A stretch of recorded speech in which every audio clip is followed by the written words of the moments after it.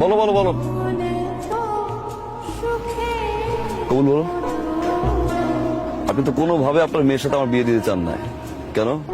আমি তো বেয়াদব, সুপাত্র না তো আঙ্কেল। আপনি ঘুরে ফিরে দিন শেষে আপনার মেয়ের জন্য একজন রেপিস্ট নিয়ে আসছেন।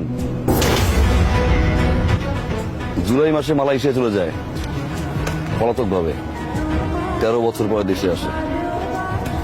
দেখেন আপনার সুপাত্রের নিউজটা অনেক কষ্ট করে ম্যানেজ করছি, পত্রিকাটা বল না আঙ্কেল। একজন রেপিস্ট যদি সুপাত্র হয়, বেয়াদব বিষয়ে ভালো আছে।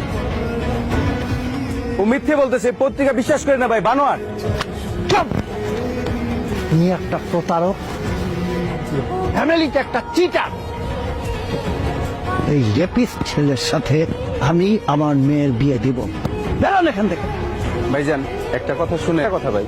আর একটা কথা বললে পুলিশ ডেকে ঘাড় ধাক্কা দিয়ে এখান থেকে বাইরে। আঙ্কেল, পুলিশ ডাকার কোনো দরকার নেই, আমি সাথে করে নিয়ে আসছি, নিচে গেটে আছি। Thank you, thank you very much. তুমি সত্যি আমার মেয়েকে ভালোবাসো।